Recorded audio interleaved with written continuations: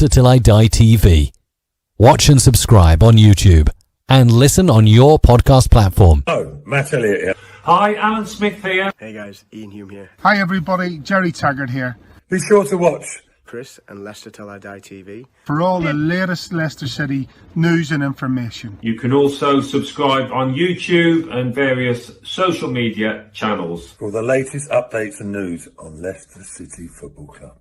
Come on, you foxes! Back of the net. It didn't happen in 49, 61, 63 or 69 when they reached the final. But the class of 2021 have delivered. Leicester City are FA Cup winners at last and are history makers at Wembley. A modern day football miracle.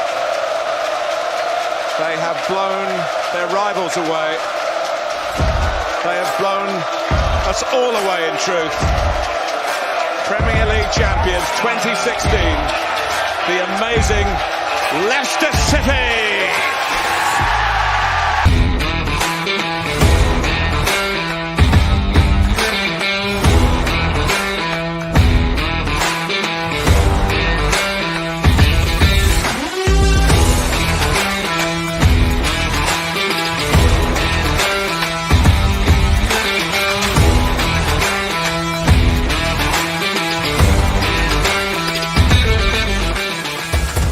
Leicester Till I Die TV. Your first choice for everything Leicester City. Tune in and join in now. And now, here's your host. Right, Chris. All right there. Now, how the devil are you all? Now, admit it. You weren't expecting that, were you? You weren't expecting that. And I've got to admit, neither was I. We've had 0 points for so often. We were bottom last year. Who thought we'd have come second in the Eurovision Song Contest? This is Leicester Till I Die TV. Watch us on YouTube. Listen on your favourite podcast platform. Or ask your smart speaker to play the podcast Leicester Till I Die. Subscribe, like, follow, and join in now. Broadcasting live worldwide.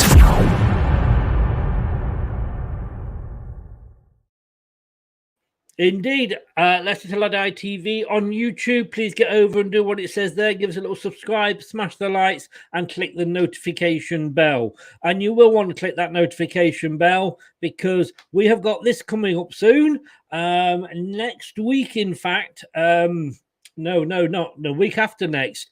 We're going to be doing a week full of reviews and men of the match and season awards, etc. And Jerry Taggart, as well as Rob Tanner, will be coming on in separate shows to give their review of Leicester City. And of course, Jerry is the ex-player. He works for the club as well. So it'd be great. It's going to be great having him on to tell us what he thought of Leicester City season. And it's actually ending quite well, isn't it? It kind of is working now, but I'm afraid I'm going to have one of these. I've promised myself I wouldn't, but I'm going to have one of these.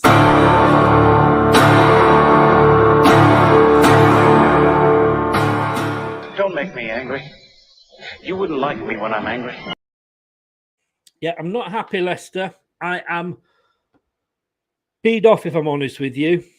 I mean, I'm bottom of the fantasy league. I went for a 3-1 win to Leicester. But that wasn't good enough for you, was it? No, you had to go and get bloody 5, didn't you?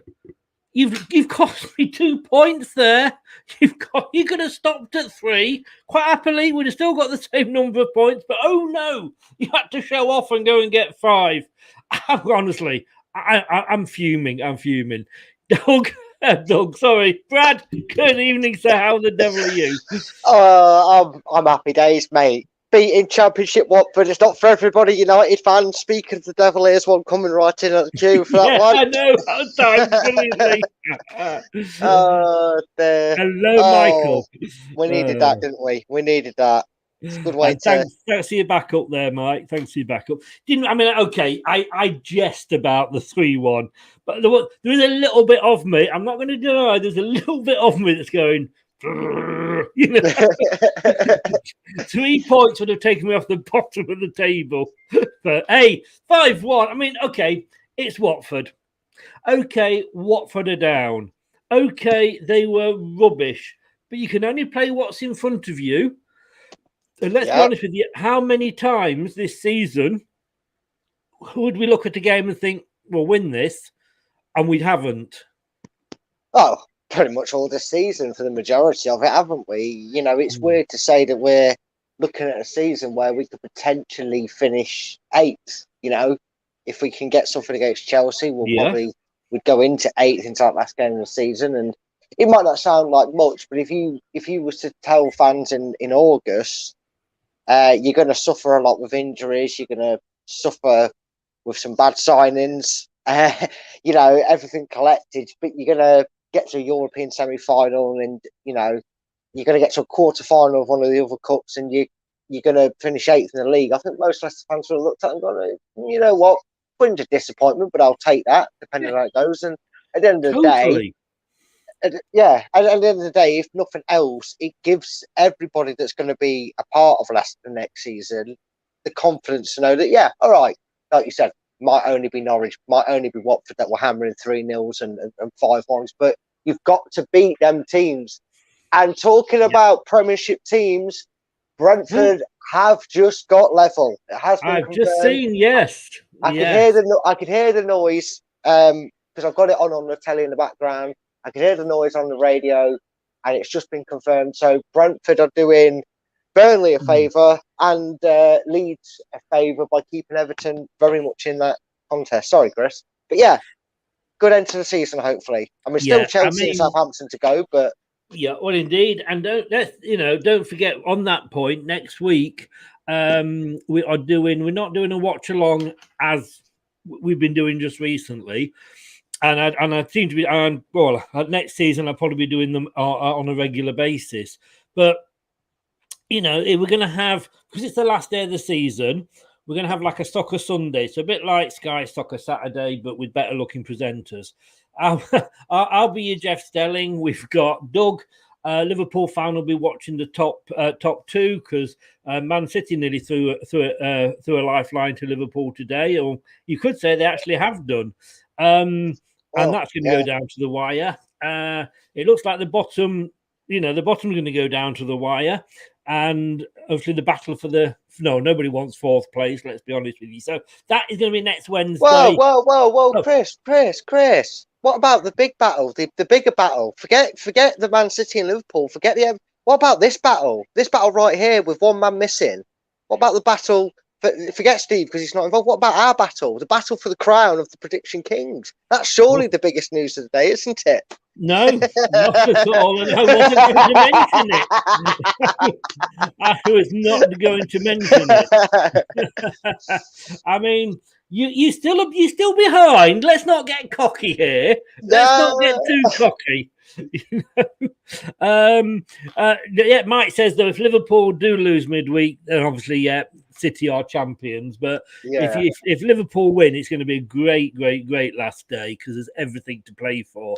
I can't even remember who went for what with the Everton game. Let me just have a look. You and Steve went for Everton, and I went Brentford. So right now, none of us are getting an extra point. Nobody's doing it. I can stay as it is because I'm still a point ahead of you. Then, and then next week I'm just gonna copy everything you predict, and that way you can't catch me. We'll have to do it on goal difference then. Goal difference, they'll say. This was the team. I don't know. We're going to go on it in a bit more detail later when you do your tactical section. But I heard only about 2 minutes ago that Schmeichel was dropped possibly for disciplinary reasons.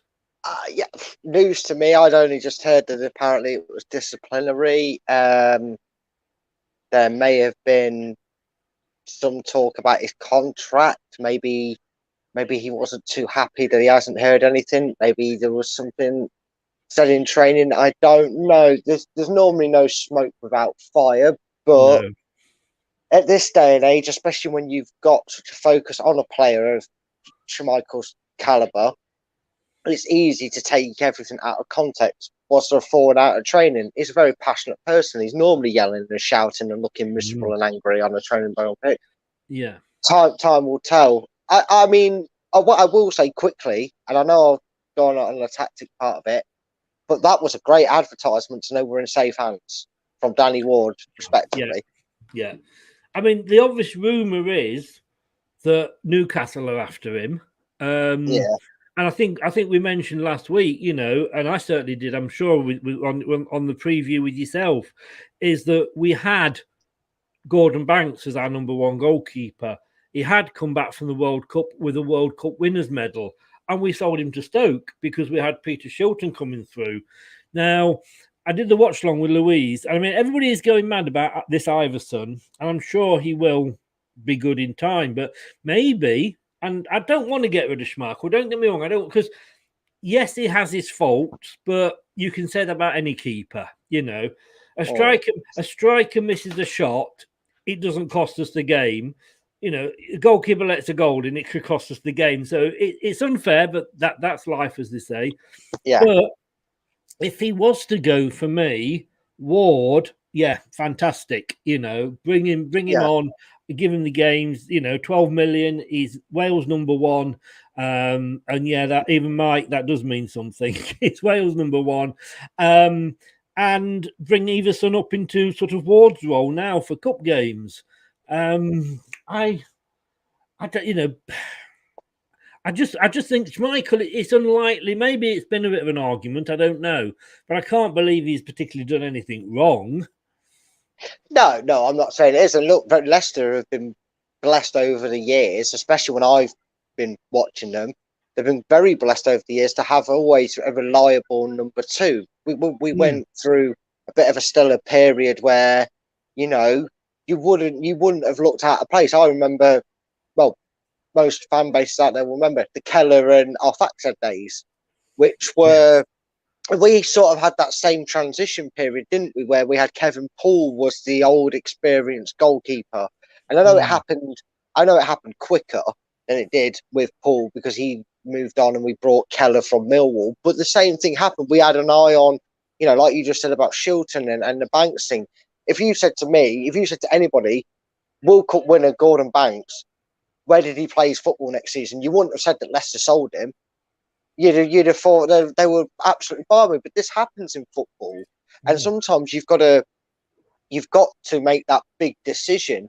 And look, maybe he's not happy that Leicester are making a move for his contract. Maybe he's feeling, because I'm sure he'd want to end his career here. He doesn't seem unhappy here. I don't see it. But again, in terms of a second choice goalkeeper, the transition's going to be made at some point. I mean, and is Rodgers telling him he's not going to get the next 3 years as a number one? Is he telling him, well, maybe next season, maybe after that, I'm going to have to move you on for the Danny Ward and Iverson? I think the fact is that had he, because again, we saw no youth players there at all.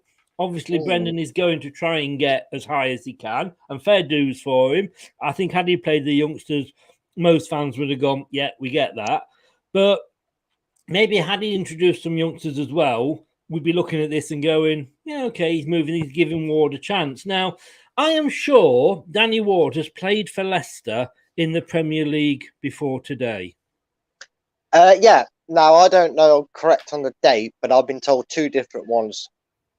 Leicester City, I think, said 2017, and I think someone that we know, I think it was Ant, said that he played against Bournemouth in 2016. So he has played before. Well, according to the reason I'm asking, because according to the Leicester Mercury, and I didn't want to look stupid if it is true, but where are we? Ward is handed his Premier League debut for Leicester City nearly 4 years after joining the club. I'm sorry, Leicester Mercury. I'm sure this was not his debut. No, I don't think it is either. Like I said, someone said that in 2016 he played against Bournemouth.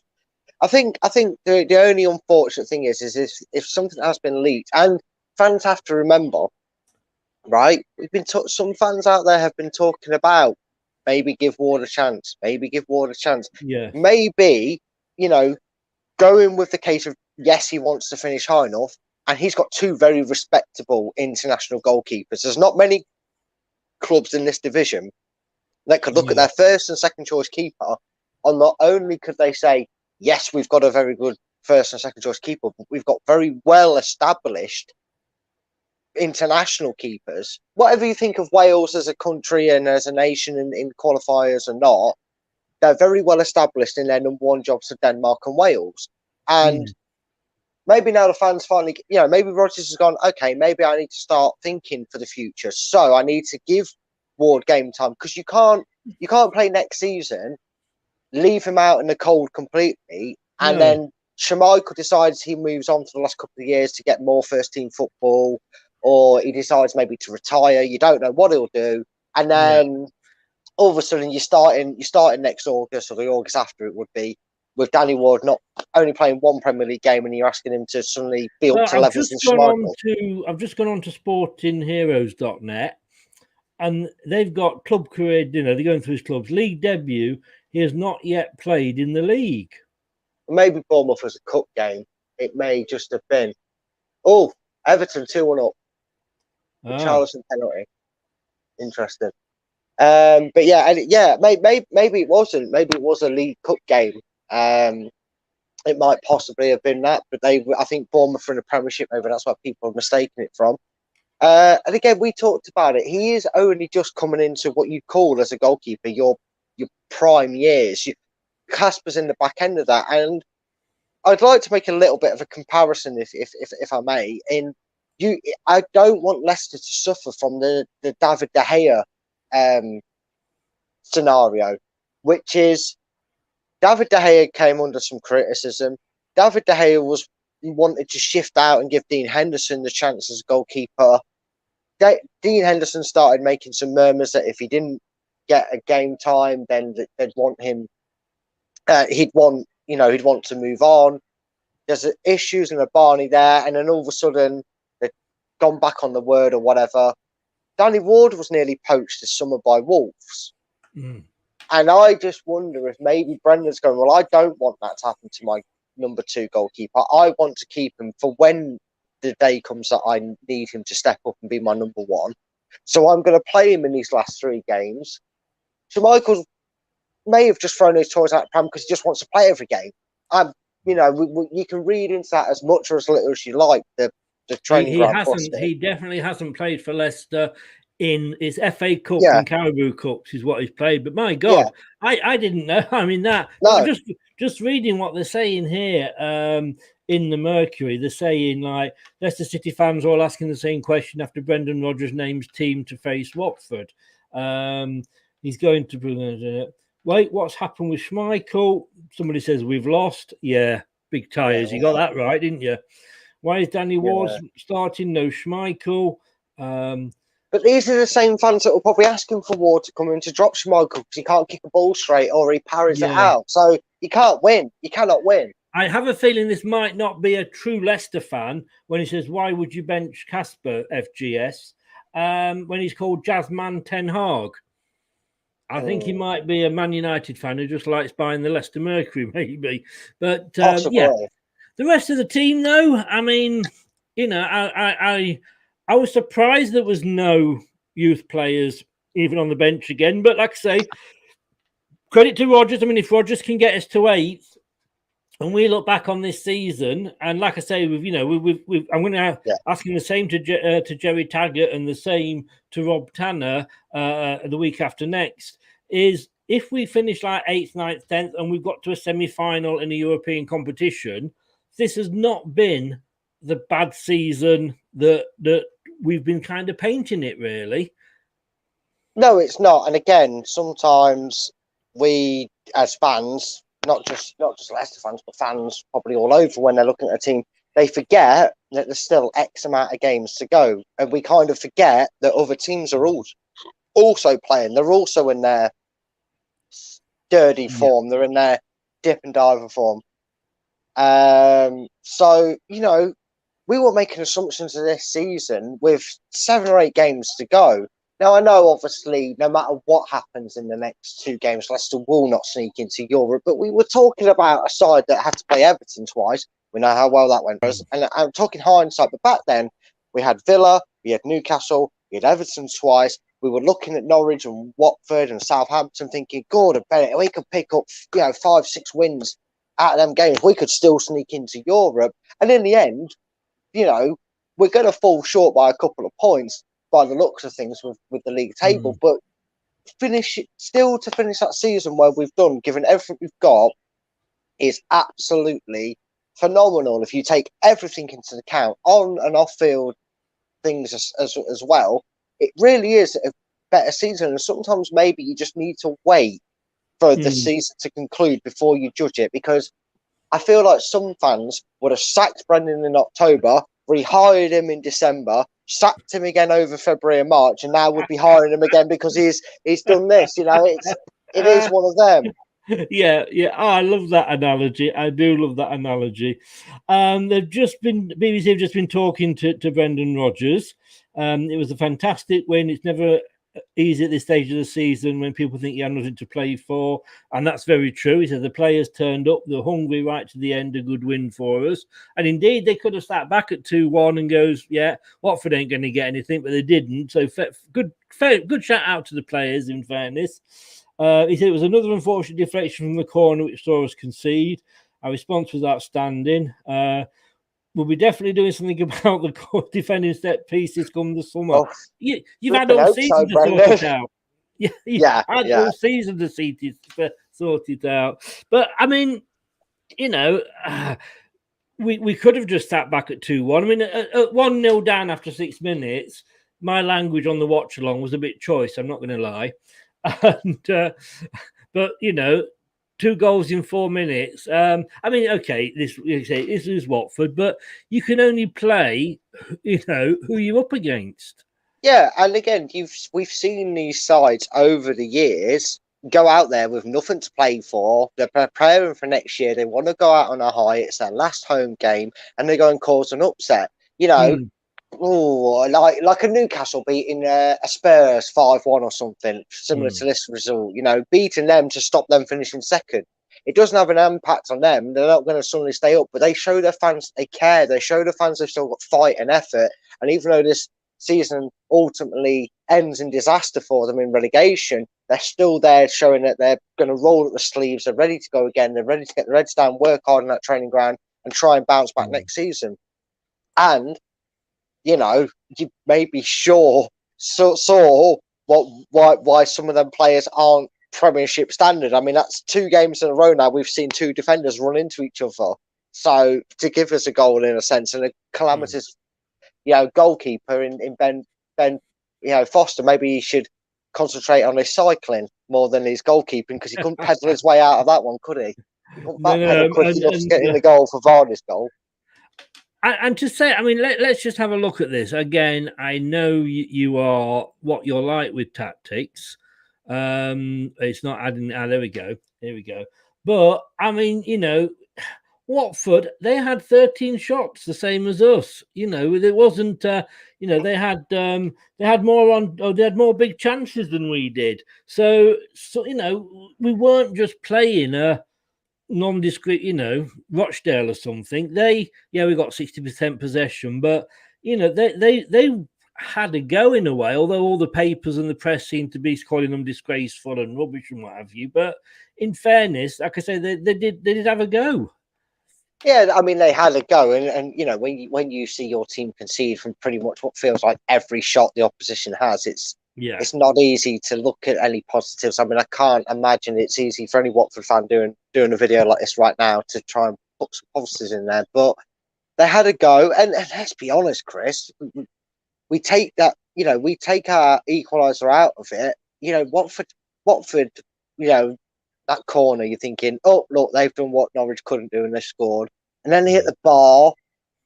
And then Danny Ward made a great save, and then you're thinking, oh God, we could be 2-3-0 down. And in a blink of an eye, because you score and you come in half time 2-1 up, and then you score like about 12 seconds into the game to make it 3-1. The game's dead and buried, and that was what did it for Watford. That killed it off, but they still kept coming at us. And Brendan talks about, you know, it's obviously been a write-off trying to fix it this season. They've obviously had to write it off at some point because he's obviously gone to bloody hopeless at it. I'll have to try and sort it next season, sort of thing. But one thing that, and I'll touch on it again in the sections, one thing that we do need to also work on is our way of managing going a goal behind and scoring a goal, because we seem to panic on the ball where we've either conceded or we've just got ourselves back into the game, which allows them to have some of the chances that they did. Because there was some moments, even at 3-1, where they, all of a sudden the commentator I was listening to the game and woke up because Watford had a chance and they were in behind. So there was a few things to go, but I don't really want to nitpick. I've said it only. I've not had many chances to say this season. I don't want to nitpick after a really good win. Yeah. At things that we got wrong. You know what I mean? Oh no, sometimes you got to celebrate what we actually got right, and whether we got things wrong or not. We beat an already relegated side 5-1, but we know that they've beaten Man United and they've pulled a few results out the bag. Two players that I want to sort of touch on, because it was a brave decision. He left out Lookman. But Barnes, I mean, everybody was sort of like, oh, God, Harvey Barnes. And people have been shouting, not me, I hasten to add, but people have been shouting, we should be letting him go. He should be one of the players that goes, well, he was on his game today and it showed what he could do. Or do we look at it and go, well, he was playing a championship defence, so maybe he's better off in the championship? Well, no, because if that's the case, then everybody in this club's better off playing against the championship, because they've only just... In the last 7 games, they've only won against championship opposition. So they're all no good. Let's get rid of them all. Let's go and make 25 new signings. Pretend we are Watford.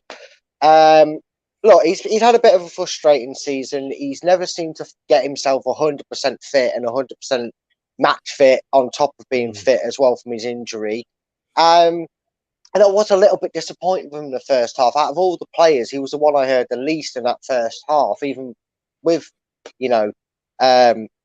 even with the fact that we came in 2-1 up at half time, and then obviously 17 seconds into the second half, he corrects that and he looks a different player. And sometimes, you have to say that we've sat here as fans, as neutrals, looking at it as blue tintedless as possible.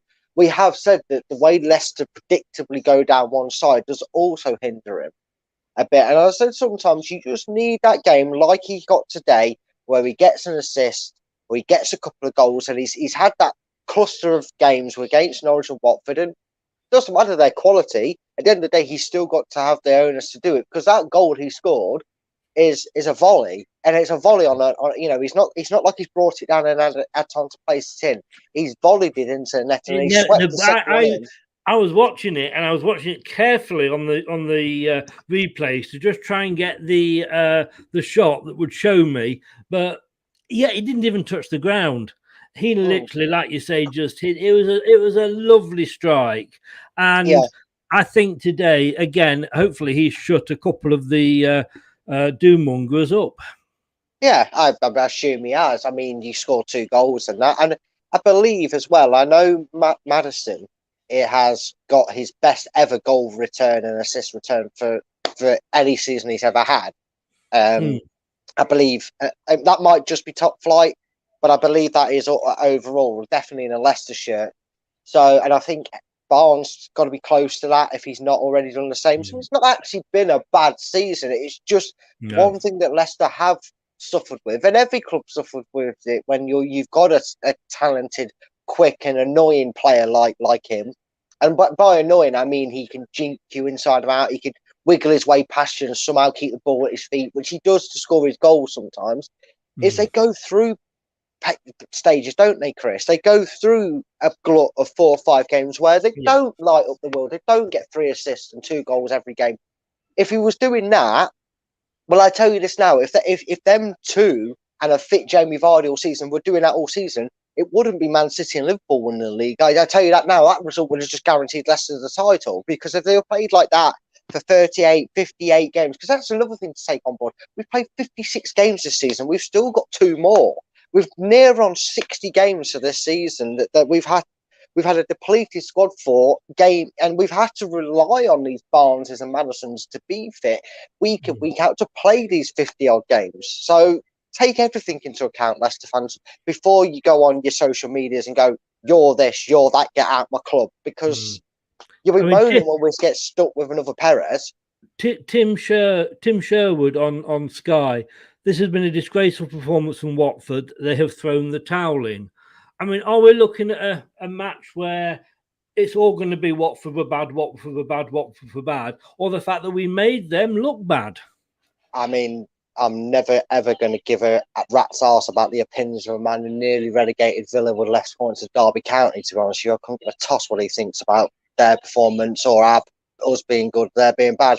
It was 2 games of football. At the end of the day, we created the chances. Watford still tried, even though they conceded 5 goals. We had to put them to the sword, because it's a game of football. Funny enough, Mr. Sherwood, you wouldn't know what that's like because you were mediocre and lucky that you got signed by Blackburn, and you spectacularly bottled a 2-0 lead in a season that ended with you getting a sack, your team going down, and Leicester winning the Premier League. So your opinion is like Nottingham Forest right now, absolutely invalid. It does not account to Leicester fans. I don't give a rat's arse what Tim Sherwood and his opinions of my club and our club.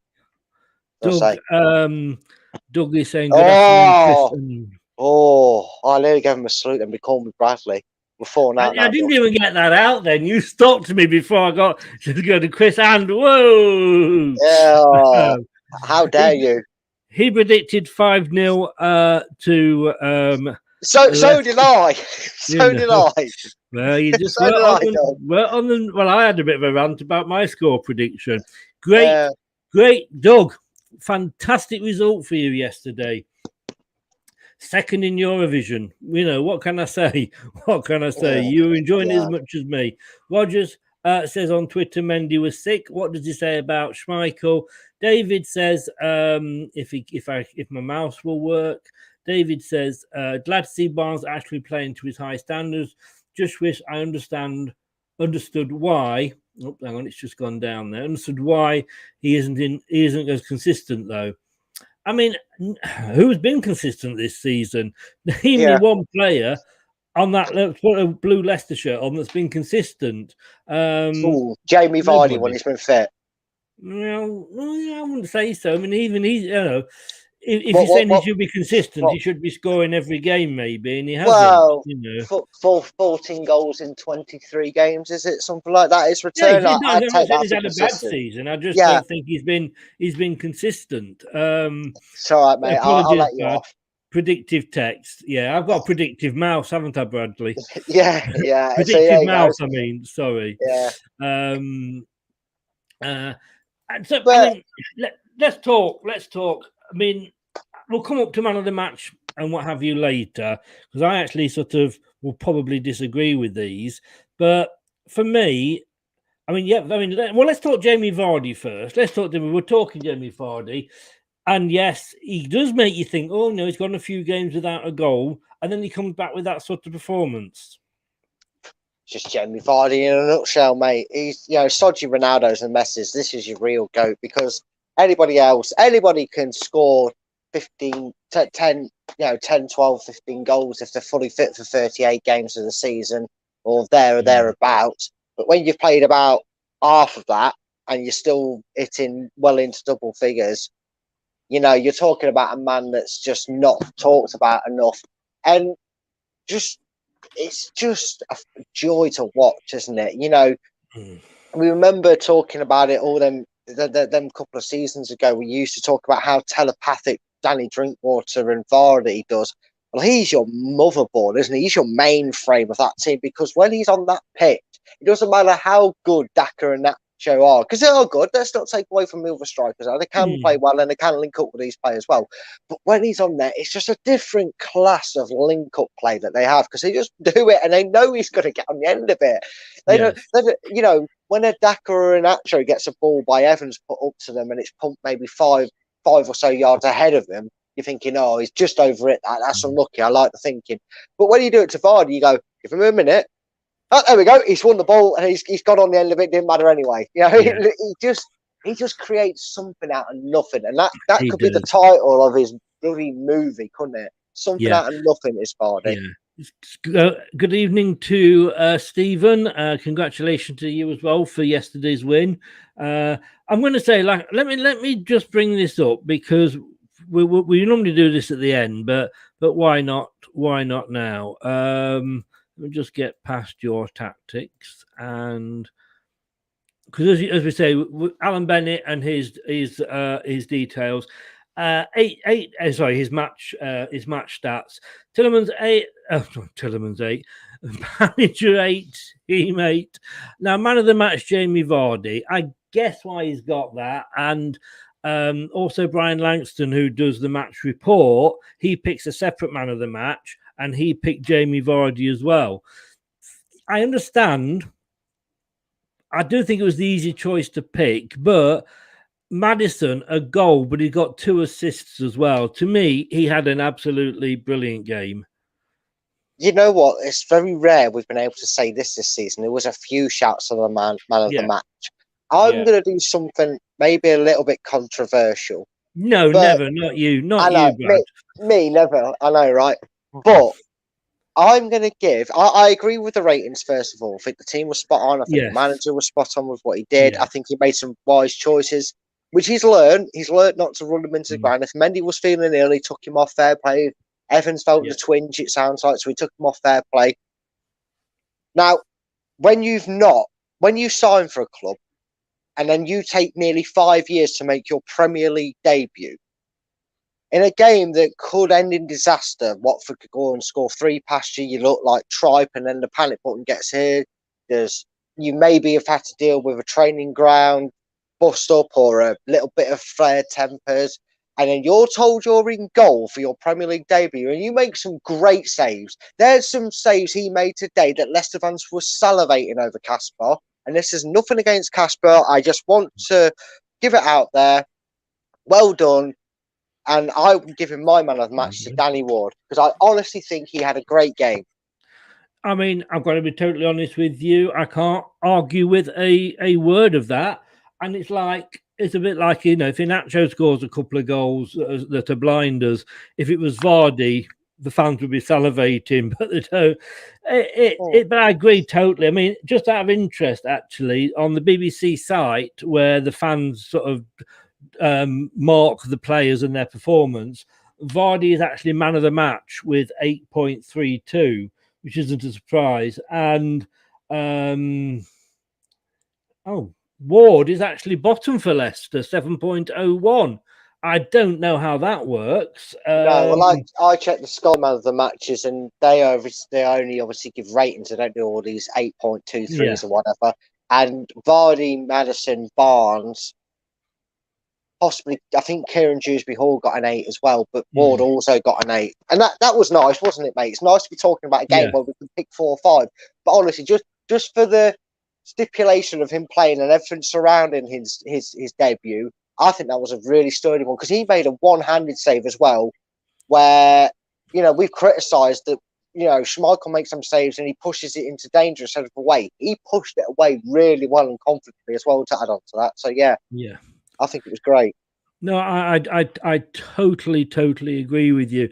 And here's the company that we use for the the watch along and the stats, and they've got Maddison there with 9.2 as their man of the match. But just look how many greens there are on our side. And I don't mean Brussels sprouts or anything like that, but talking to Brussels, Tillerman's coming from Belgium. See what I did there? That was a smooth link, wasn't it? That was a smooth link. Come on. It was, but it was full of dad joke links. Well, I can't disagree with that. 7.9 Castagna, 7. I mean, 7.2 for Ward, 7.5 for Fofana, Evans 7, and Justin 7.3s along with Dewsbury Hall. Mendy 6.2, but like you said, if it was a bit off, then understandable. Vardy 9, and Barnes 9 as well. I mean, there was just, and there's very few. If you look there, there's only two Watford players, Kiembe and Pedro, that have even got into greens, and they've got 3 at the back, the 2 centre backs and the goalkeeper that are actually on. I mean, Foster 3.8. Bloody hell. Oh, God, that's been generous for him. I bet he's very glad that the Premier League won't allow his GoPro this season, because today's game we might have broke it. We might have broke his GoPro and he had that in the back of his net. The amount of times it ended up in there, he didn't cover himself in glory, but he is 39 years of age. He's had a stellar career. I'm not going to argue against what he did at all.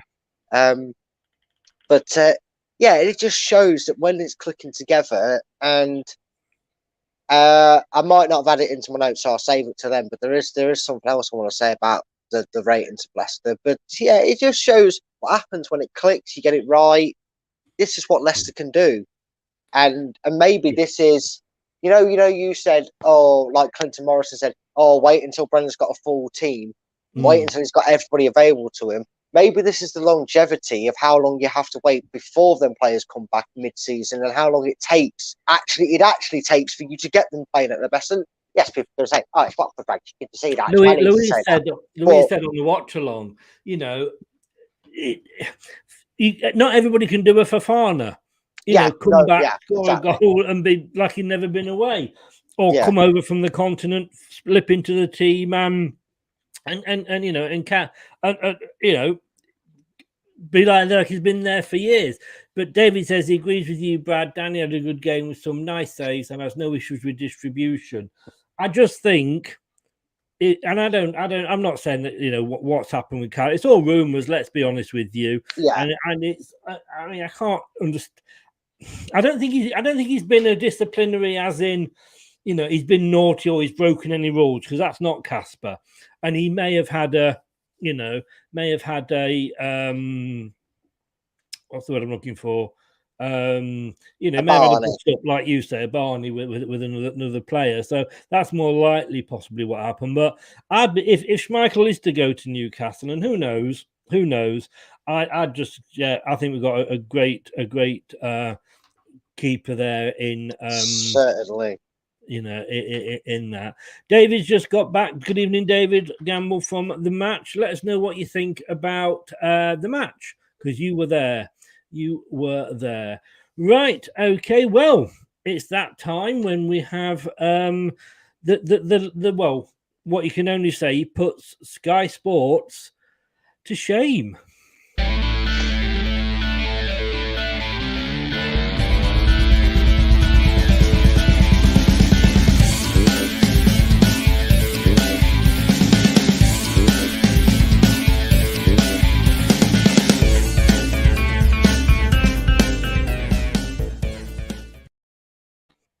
It is. David just says, thought we started slowly again, but after we got the goal, we stepped it up a bit more.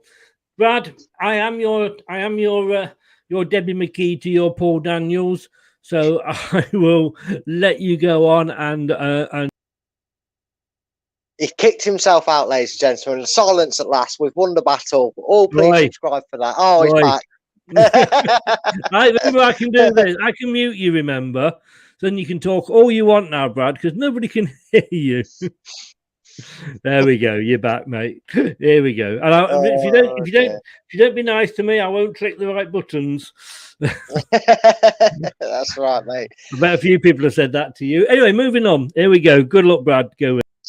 Cheers. Right, well, here we are at the tactical analysis. It's a bit of a fun one today, isn't it? We'll start off, get straight into it. We'll talk about the starting 11. And here we'll see on this slide, we'll see that started to line up against Watford. So we started off with a good shape. It was the traditional 4-3-3 that we came to know in this season. Yeah, well, when we've had fully fit defence, I guess it's been a shape. And I think, whilst there are probably some surprises that there wasn't maybe a Brunt chucked in there and maybe a few other youngsters, the big, obviously, elephant in the room was Schmeichel's protege, Danny Ward, stepping in for today's game, making his debut.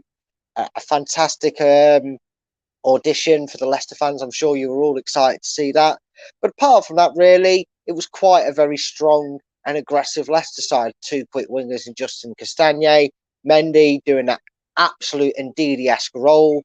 And he's somebody that I think we need to make sure is here for as long as he wants to be here. Well, probably doesn't want to be here that long if he's not going to get played. But we need to keep him. We need to keep him. We need to appreciate Mendy as much as we can, because he's done a fantastic job this season.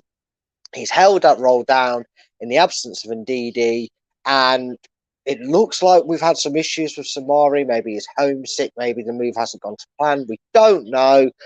But with Chowdhury probably being the one that gets pushed out the door out of the two of these as well, We don't want to be shortchanging ourselves. And this man has been very pivotal to our season, even when it's not gone to plan in terms of results.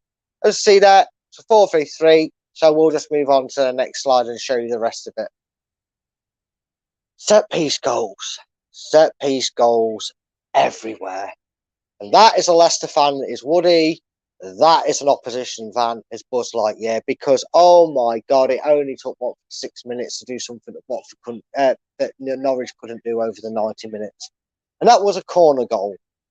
You know, what can you guarantee in life? You can guarantee that the sun comes up, the sun will set, the moon comes out at night, and Leicester will concede from a flipping corner. And they nearly did it twice if it wasn't for the crossbar and a few good saves by Danny Ward. But yeah, set piece goals is enough to drive you crazy. If there's one thing we could, that could torture us to death and make us confess anything, it would be show us our replays of us failing to defend from corners. I had to use this at some point in the season, and unfortunately, Watford gave me the perfect opportunity to do that. Set piece goals, whether it's free kicks or corners, can we please? You know what? If we haven't fixed it, everybody forget asking for Santa for gifts for Christmas. Ask him to get us a defensive set piece coach. See if we can do it that way. Anyway, let's move on to the next slide, shall we, folks? I'm sure we're sick of that. Let's talk about round up the first half with the good, the bad, and the awful. Straight into the good part. Madder's got a goal. His best season. He's had in a Leicester shirt. Believe his best season in the top form. He got us a goal. He showed he's got the midfield prowess about him that you want from number 10. And it was just great to see him continue to add to his goals. Interesting fact is, Madders, since making his Leicester City debut, is outright the best performing centre midfielder in terms of goals and assists, with 53 goals and assists combinations combined. Since his Leicester City debut, he is Harvey Barnes second, Mason Mount third on that list. So this was just another pinnacle tick in the right box. Another good point to make, something we all very very, very well to be true. Sod your Ronaldo, sod your Messis, sod your sod the rest of them. Vardy is your GOAT. Vardy is your greatest of all time in the Premier League. The man, 35, doesn't mean anything. Guy could play to his 55 the way he scores goals, doesn't he? Because he did it again, yet again. He was like the Messiah to the Leicester City side. He guided them towards victory with his goal, and it was just great to see for a guy who people keep saying he's washed up and keep saying this might be his last season. He keeps coming out and reminding people that if you chat the proverbial, you're going to get banged. And Watford got banged with 2 goals today, didn't they? Another thing that was great to see today, something we haven't seen too much this season, in fact, we've been on the reverse end of this, is quick goals to response. 1-0 down, 6 minutes. You start fear of dread. Leicester, they're going to concede again. They're probably going to lose 2-0, 3-0, 3-1. Oh, God, what's going to go wrong? We rode our luck, we saw it, and we hit back. And then we hit back again. And it was just brilliant. And the all-around movement play was positive. That's what caused the chaos in the Watford defence. I mean, they don't need help being bad at the back, but they were even worse. But we have to talk about the bad and the awful in the first half performance, because there was some, and it was giving away silly set pieces. And despite doing very well today, getting 2 goals and having a very decent second half performance, Barnes was the culprit for their goal. He gave away free kick, gave away the corner that led to it. We've got to stop giving it. There's no point saying we need to work on the set pieces if we can't stop giving away silly, dangerous free kicks in and around the box. Corners are natural. They happen in any part of the game. That's something you can't stop. What we can stop doing is giving free kicks in and around the 20-25 yard mark. And another thing we need to work on next season is stop playing very nervously on the ball. We seem to go static. We seem to go back to that slow pace, that slow build-up. We seem a bit edgy on the ball. And that seems to happen around a couple of minutes after we conceded today and a couple of minutes after we got ourselves level, and again when we were in front. We just looked that little bit nervous. And I don't know if that's just in the back of the players' minds that we're susceptible and we need to focus and we're so busy focusing on trying to focus that we lose focus on and gave away the ball and gave Watford a few chances. But what was awful was exactly what we've been talking about all season. You could put this record on repeat and play it for the 38 games we've done this season in terms of Premier League and more for the European competitions and cup competitions, defending set pieces. Tall men marking small men marking tall men, wing backs marking front men, centre backs outside the box, goalkeepers doing handstands, whatever you could think of, they were trying to do apart from defend it. That's exactly what Leicester are doing, and that was where not only where the goal came from, but it's where the chances for Watford to have got more goals came from. So how did that change? Well, let's just show you this. Is it a bird? Is it a plane? Is it a next badly edited slide? Well, the second half showed that, just like a member of the Justice team, this is a really bad version of the Flash. I'm joking, tongue in cheek to all you Flash fans. I just couldn't edit it and I just wanted to make a little pun. But 17 seconds into the second half, Flash, I know it's a different one, but still, Flash came onto the scene. 17 seconds, Harvey Barnes settles the nerves and sets off an atmosphere around the ground for the away fans to enjoy. 2-goal cushion, Harvey Barnes sets Leicester on their way, and that was the perfect tonic they needed. It's exactly what they needed in this game, because you were looking at it thinking, oh dear, are we going to hold on to this? Are we going to do a Tottenham and Newcastle and concede a goal or two in stoppage time, watch us draw this game 2-2, or worse, lose it? Harvey Barnes gave us something we haven't had in a while, apart from Norwich game, was a 2-goal cushion. So Leicester just then took control, and this is something again that we haven't seen on the next slide, and this was beautiful. It became like a beach kind of atmosphere. We were giddy, we were jumping, we were cheering, we was enjoying it, we was having so much fun, we was probably throwing beach balls around in a very, very, very enjoyable game. And then something that has been Leicester's downfall, and we have been critical of against Roma, against PSV in the first leg, especially again that snooze fest against Villa. What was it?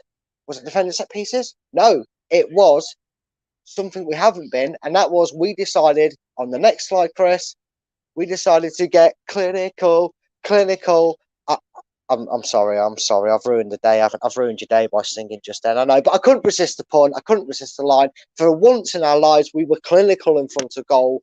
Not just from the GOAT and Barnes, but we were just clinical all around. We were clinical in our build-up play. We were clinical in capitalising mistakes, and we were clinical in putting that ball in the back of the net 5 times. When was the last time we did that? Away from home, I think it was Man City last season in the 5-2 win. I don't think we haven't won by more than 2 goals away from home all season. So for once today, we got to cheer. We enjoyed a beach atmosphere, and the lads were clinical in front of goal. So, there wasn't really much tactically to talk about, and I know, right? My jokes are even worse. It's becoming infectious, Chris. So, on top of everything, on top of a beautiful performance, a well-rounded and a big heavy win, and a nice sunny day-ish, I guess, in Watford, the fans came home happy, and they got to enjoy a very clinical Leicester performance. So, how did the summary go on to that? Well, as you'll see on the next slide, there's not actually that much, but the good second half and the overall summary of the game was clinical in front of goal for a change. We stayed switched on when in other games we've been trying to defend a lead and we've miserably failed. We punished them. Danny Ward was fantastic. I didn't add a bit on here, but I will mention that Mendy was indeed-esque, and I thought he was brilliant. Someone that's vital to next season. He's part of the squad that needs to be around. And of course, Jamie Vardy is the GOAT of all GOATs. Bad, Vardy got taken off. Wasn't allowed to get his hat-trick. And the awful was our opponents, Watford. Because right or wrong, yes, they never gave up. And yes, they kept trying to have chances, but they were, if indeed, awful. And that, guys, was your overall tactical analysis and summary of the emphatic 5-1 win for Leicester today. And that ends the slideshow presentation and my awful jokes.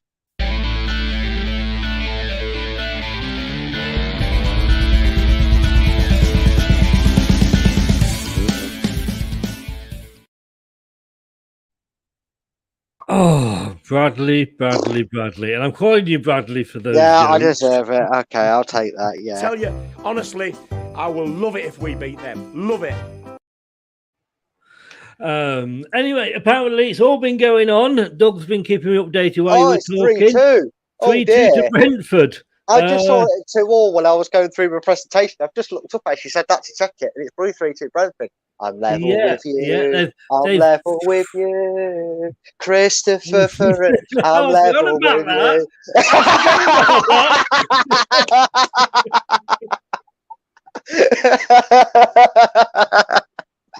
Oh dear. See, lad, the drama's here, people. Girls and guys, get over here. The drama's here for last day in action. I was thinking about Everton, Leeds, and Burnley, and of course you were thinking about the prediction league. So the league I've got any interesting about for where Leicester finishing it, mate. Well, in fairness, that's true, mate. That's true. I'm sorry. I'm going to give you one of these. Just for your singing alone. Yeah, all right. I'll take it. I'm happy with that. Or you could have, of course, this one could have been just as apt, if you like. It was at this moment that he knew he fucked up. Well, just as that, mate. As soon as I wrote it, I thought I'm gonna have to sing that, otherwise people are gonna think I've just spacked out on my keyboard and typed it 3 times. So you got to show and a tactical display, ladies and gentlemen. What can I do? No, honestly, please don't subscribe. He's not on every show. Please don't unsubscribe. Yeah, don't. Just stay. Yeah, stay here. I'll be getting that deducted from my £2 wage.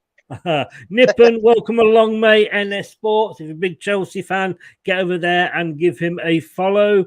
What happened, Nippon? I mean, losing one FA Cup, you could say, well, that's a bit unlucky. Losing 2, you could say, well, yeah, it's not good, is it? Losing 3, oh. What can I say? At least the women's team won, Nippon. At least the women's. The women's Chelsea team, won. Maybe you should put them out against Liverpool next time. Maybe give that woman's manager a shout at the men's job. Like you may say. That is it. Yeah. Great win, Brendan out. Yeah, okay, Ant. I don't know what to say to that. Let's move on, shall we? Let's move on. Above that moment. We've got Chelsea midweek. Funny that, and I say going to Chelsea just after they've lost an FA Cup final. I'm sure that has a ring to it. Yeah, it does, doesn't it? It's almost like it happened this time last. It couldn't have done, last could year. it? No, it's almost. Hold on. What was the name of that rat of a left back that said he wanted to go to Chelsea because they did better than us, but he's only won one. No, he's won a Champions League, but since Spen Billwell. I can't remember. No. But in fairness, I've got to be honest with you, mate. It is a Champions League medal. I just remembered as I started that round, I was like, yeah, no, they actually won the Champions League. Damn it. I thought, I'm going to see if you can dig yourself out of this one because that probably wasn't there. Yeah. I was like, let's just close over the Champions League, pretend it doesn't exist. But no. But, I mean, that... I have a feeling that we're going to get a bit of a bite back from Chelsea, to be honest with you. We did last time. Well, maybe Brendan sees that as the game in hand, which essentially it really is, because everybody else will be looking at their last game of the season. Yeah. No, I mean, we didn't play them because they were in the Carabao Cup. Well, how did they get on in the Carabao Cup again? Oh, they lost that and all, didn't they? Didn't they? I tell you what, if Chelsea, did that go to penalties as well? Yeah, and their keeper missed it. Kepa missed it. Not Kepa, who wanted. He's so good in his own mind that he wanted to stay on the pitch. He didn't miss it, did he? Yeah, he did, and he was so good in the FA Cup yesterday that he chose to do the honourable thing and not bother fighting to get on the pitch. Oh, I don't know, Chelsea. I don't know. In fairness, all joking aside, they're not in brilliant form, are they? No, they're not. But and I'm not having a dig here at all, Nippon, but to be honest with you, you're not. You know? But their season's over, isn't it? Realistically, nobody's taking them out the top four, so they've done what they're doing. They're never going to win the league. That became apparent as soon as they decided 90 million can go and do nothing up front. And then they decided to spend more money on trying to get nothing to do nothing up front. But they're not going to finish fourth. They're not going to finish second. Well, no, you know, they could end up fourth. That, you know, Tottenham are sniffing up their backsides. Yeah, but even if they do, it's still Champions League football. They're still going to have a... Oh, yeah. It won't make a difference, no. They're not going to have two dissimilar... You know, finishing third and finishing fourth isn't going to be the difference between drawing, say, a Barcelona in your Champions League group and Real Betis. It's not, you know, it's not going to improve their group selection. No. And Ant, that doesn't fit in with my script, so I'm not going to say about us doing anything in the Carabao Cup. Thank you very much. Yeah, we don't talk about that. We let that happen. No. Come on. I know you want Brendan out, but we're trying to be positive here. I mean, Chelsea are fifth going on the last 10 games. Yeah. Chelsea are actually fifth in the form table, and Leicester City are seventh, just 2 points behind them in the form table. So, you know, it's. I think I'm not going to say it's going to be easy, but I could possibly see us getting a draw there. You could do, and it'll all depend on how Brentford, because I've just looked to see the score. It will all depend on Brendan, this one, because the talks of these youngsters getting a game time's got to happen at some point. And is he going to say to them, because he's obviously surely he's got an idea of the potential youngsters that are not just going to get a run out for the sake of a run out, but the youngsters like the Brunts, and I know he's the one I keep mentioning, but I don't know about the others, so I don't want to mention Avante Campbell in that case. Their loan agreements mean they can't play. But ones that we know that can play, as he turned around to him and says, look, I don't want to potentially throw you under the bus against Chelsea. I want to give you a serious chance to go out there and impress without the pressure being on you, like he did by giving him his debut against Tottenham. And I'll wait to the Southampton game to do that. Or does he say, right, okay, this is a free hit.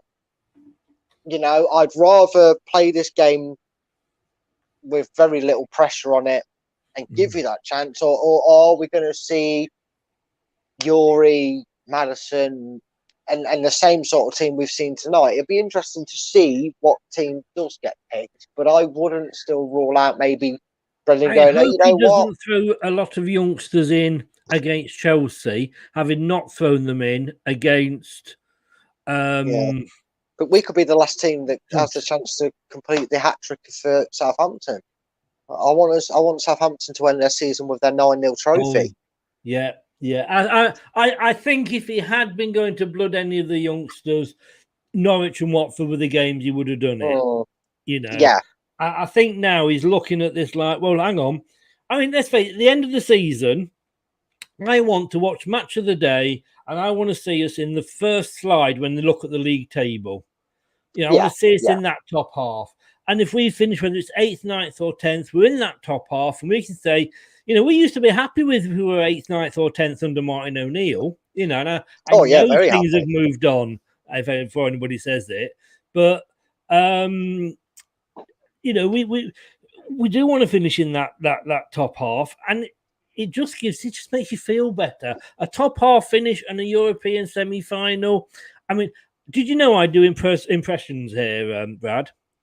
No, I didn't. And I do a really well. I've got it's a double impression here of Ant. You know Ant from Ant's Leicester fan channel.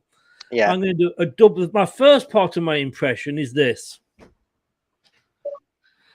Hello, my name's Ant. The second part of my impression, having dropped down this small, is this, which it's a glass almost empty. Ant, what? We played 2 championship sides. I think you're getting a bit carried away. Well, did Man United beat Watford, Brad? Nope. No.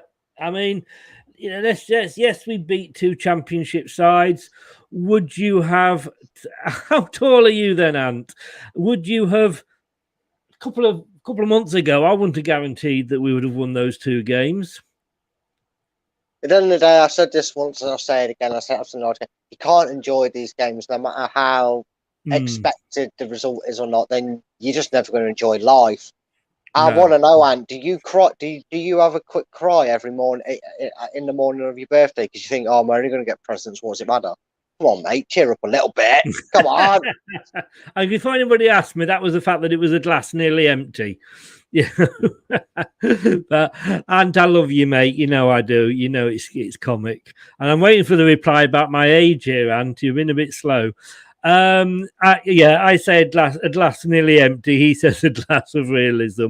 Do you know what? This is what I love. This is what I love about when fans can have a bit of banter and be sat on the different side of the fence, and we're not throwing bringbacks at each other. So very true. But yeah, Brennan's confirmed he wants 2 midfielders in the summer. Oh, don't we all wish we were? And I say I've got Jerry Taggart coming on after, and I'll probably ask him what his thoughts. Sorry, I'm looking forward to that. Yes, it's going to be a YouTube only show, so it's not going to be available on Facebook or on Twitter. So it's going to be, and it's probably be pre-recorded, so it will go out as a premiere. And so you need to subscribe, guys, to our channel. Yes, we want you to do this.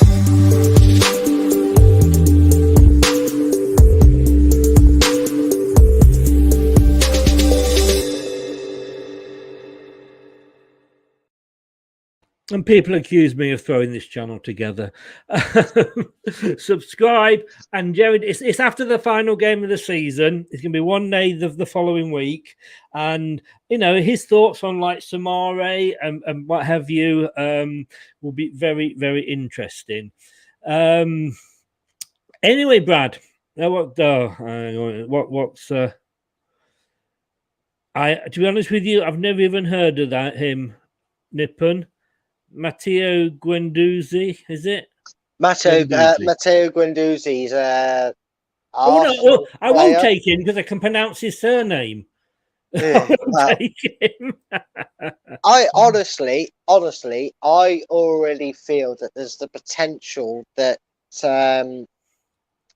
we've already got the Yori replacement in the case of, yes, it's on the left side, but I do think that Kieran Dewsbury Hall shows that natural aggression, that natural front and back about his game, his recovery work and his forward work. So, Brendan says about 2 players he wants to bring in midfield.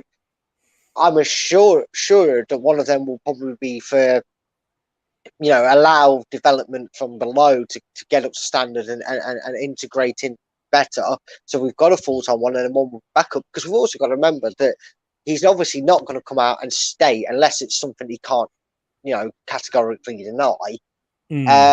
He's not going to come out and say, oh, I want 2 midfielders in because so and so are out the bloody door. He's not going to do that because you want to sell certain players and move certain players on, but you want to do it to give the least impression as possible that these players are desperately want to move on, because that gives the impetus to clubs that maybe want them, that will go, oh, we know you want rid of them. So you say 12 million or 20 million, we say 15 or 8. So it's good to hear that he's already got an eye in the market of where he's going to strengthen. Yeah. So we'll see what happens. So just to go back, Ant says here, enjoy the wins, but saying we'll beat Chelsea because we beat 2 relegated teams. I don't think I said we beat Chelsea. Did I get a draw? Get a draw, and I thought it was a draw I went for. Yes, I thought it was a draw we went for. I don't think either of us said we were going to beat Chelsea, and I don't. And confidence breeds results. So you can say it was Championship side or not. You could have said, oh, we've just beat Arsenal and Spurs, and we feel like we're going to get something against Chelsea. Chelsea are in a bad form. Chelsea have just lost yet another FA Cup final. They're going to be annoyed. They've still don't know who's going to be there or whatever next season, or in terms of the players. They've got a load of flops that are trying to convince whoever's going to be in charge next season, because it might not be Tuchel. They might have enough of him, because I think he's a fraud of manager. He's absolutely useless. But anyway, Chelsea might lose that game. Nobody thought Everton would beat them. No, Everton's that's down very, relegation very zone. true. Couldn't beat anybody. Beat Chelsea 1-0. So and so, Wolves were 2-0 down and dead and buried. Well, that's that game over. Wolves came back and drew to Wolves. So we're not suddenly sat here and going, oh, we're the best thing in science, we'll just beat these, we're going to beat Chelsea. It's, well, we've got 2 results, we've got 2 good positive results. Why can't we go to Chelsea and beat them? Let's have a bit of. I think how often have we got two back-to-back wins all season? I don't think it's been that often. You know, all I'll say, Ant, is I'll just say this to you.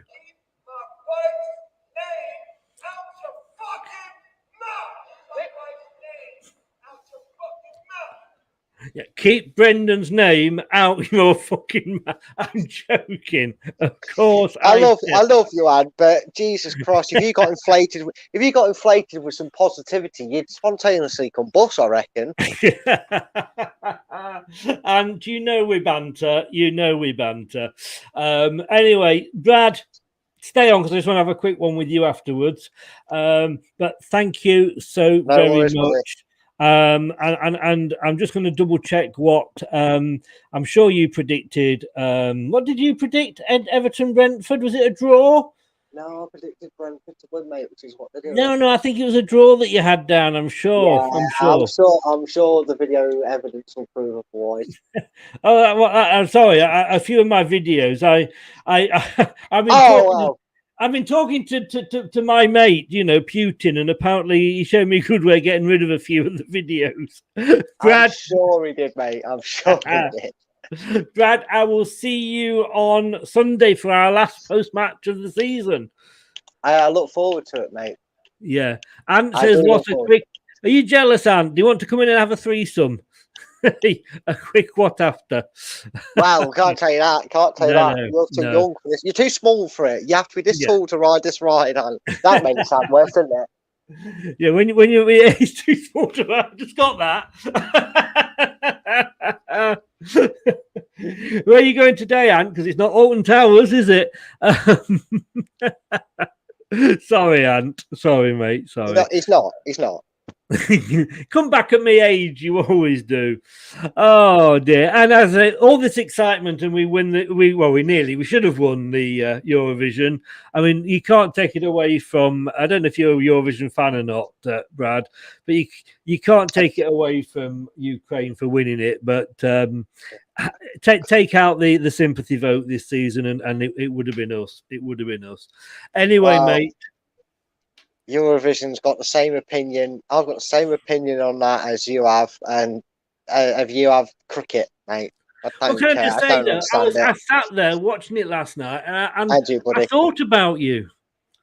North Macedonia were in it, and I sat there thinking, any minute now he's going to tweet me going, "Vote for North Macedonia," and you didn't. No, I couldn't give a rat's backside about the Eurovision, I'm afraid. Well, no, you said they're going to win. That could have been the thing that you were predicting. Well, no, I told you, Chris. Technically, when they knocked Italy out of the qualifiers, they became the world champions. So technically, my prediction was always right. I just never stated how they do it. That's it. Mate, thank you so much, as always, and for your tactical section. I absolutely love it. And just to say, please follow Brad. Twitter is at Fulltime Focus, and YouTube, it's a matter of opinion. It's not a matter of opinion whether you should subscribe or not. That is a yes. But this channel is called A Matter of Opinion, and it's all about basically matters of opinion. And they're talking about ballet this week, aren't you? But well, yeah, as a matter of your opinion, we're talking about ballet, but we're talking about wrestling. Yeah, it's just a channel that I started up. I wanted to do for a while. I've got loads of topics in mind. I did Marvel vs. DC for the opening episode. I've done a couple of football videos for the second one. I'm doing a wrestling one now, talking about WWE/WWF and which one's a better era. I'm doing ballet for Chris. If we listen to it, don't worry. Sorry, Chris, sorry to disappoint you. There won't be your revision one. unless I'm going to say what's more entertaining, Patreon or Eurovision. But yeah, just check it out. Please do check it out. Give us feedback, and if you like it, do give it a subscribe. And before you do, though, make sure you subscribe to this channel first for its WWE equals ballet section. If I did one, mate, I'd have you on it. Brad, thanks very much, mate. All the best. I'll speak to you in a minute, and take care. Take care, mate. Cheers, buddy. Bye-bye. Oh, he knows we jest, as indeed does Ant, and I hope Ant has a very, very good weekend as well. Emma W. Good evening, Emma. How are you? Hope you are well. Popping in, we're just rounding things up, to be honest with you.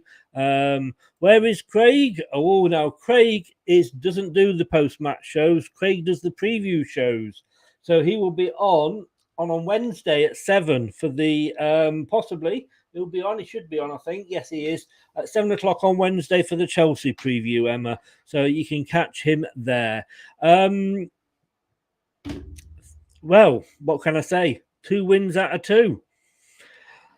Not the best of seasons all round, but maybe let's finish strong, and like I say, a top 10 finish and a European semi-final. It isn't all bad. And if you're into WWE, wobble your head and just remember Big Daddy, Giant Haystacks, Mick McManus. That was real wrestling. Rugby? I have no idea. I will see you tomorrow night at 7 o'clock for the Premier League review. We're rounding up all the games, and 9 o'clock for the European.